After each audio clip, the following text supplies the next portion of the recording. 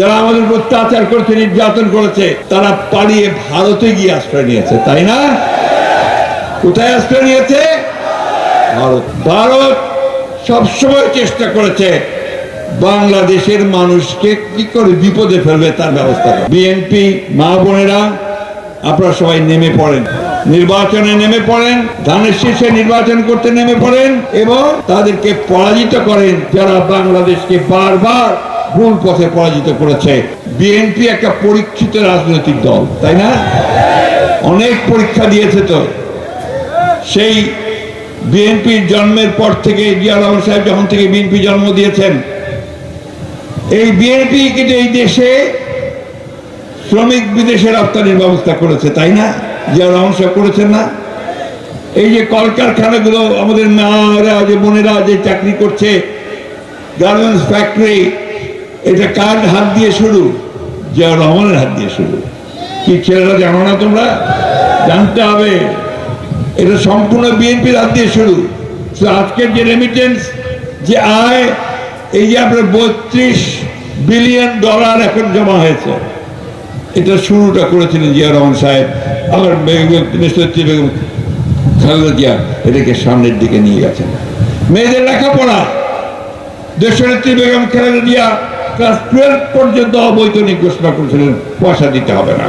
আজকে যে আমাদের মেয়েরা সমাজে স্কুল কলেজে যায়, নিশ্চয়ই সব দেখেছেন আপনারা, তারা অত্যন্ত স্বাবলম্বী হয়ে উঠছে, পরীক্ষায় ভালো করছে, রেজাল্ট ভালো করছে। আজকে দেখলাম এখানে যারা ভালো রেজাল্ট করেছে তার মধ্যে অনেক মেয়ে আছে, তাই না?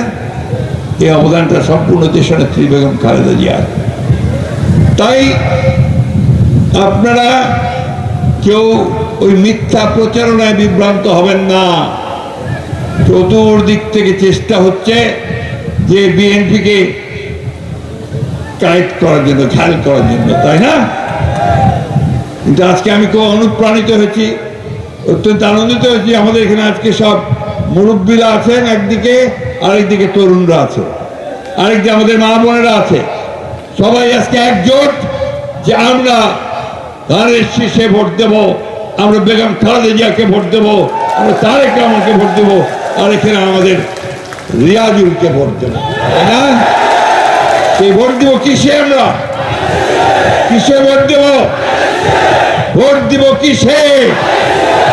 এইটা প্রচার করুন সর্বক্ষণে। আর বিলম্ব নয়, আর কারো জন্য অপেক্ষা নয়। এখন নির্বাচনের রাস্তায় উঠে গেছে গাড়ি। এই গাড়িকে চালিয়ে শেষ পর্যন্ত নিয়ে যেতে হবে। রিয়াজকে এখানে জনপ্রতিনিধি হিসাবে আমরা দেখতে চাই। বন্ধুগণ, বক্তব্য আর দীর্ঘায়িত করবো না। একটা কথা সবসময় মনে রাখবেন, যে আজকে আমাদের যার উপর যারা স্টিম রোলার চালিয়েছে, যারা আমাদের উপর অত্যাচার করেছে, নির্যাতন করেছে, তারা পালিয়ে ভারতে গিয়ে আশ্রয় নিয়েছে, তাই না? কোথায় আশ্রয় নিয়েছে? ভারতে। ভারত সবসময় চেষ্টা করেছে বাংলাদেশের মানুষকে কি করে বিপদে ফেলবে তার ব্যবস্থা করে। পানির হিস্সা আমাদের দেয় নাই, তিস্তার হিস্সা পাই নাই, ফারাক্কার ন্যায্য হিস্সা পাই নাই, কোন নদীর ন্যায্য হিস্সা আমরা এখন পর্যন্ত পাই নাই। আমাদের সীমান্তে গুলি করে হত্যা করা হয় নিরীহ মানুষদেরকে। পৃথিবীর কোন দেশে এটা হয় না, হয় না। আমাদের নির্বাচনগুলোতে হস্তক্ষেপ করেছে, বিগত নির্বাচনগুলোতে তারা হস্তক্ষেপ করেছে। তাই আমাদের খুব পরিষ্কার কথা, বন্ধুত্ব আমরা চাই, কি সেই বন্ধুত্ব হতে হবে সমান মর্যাদা নিয়ে এবং আমাদের আভ্যন্তরীণ বিষয়কে হস্তক্ষেপ না করে। বন্ধুগণ, আমি আপনাদের কাছে একটাই অনুরোধ জানাতে চাই, যে আপনারা এখন সময় নষ্ট করবেন না।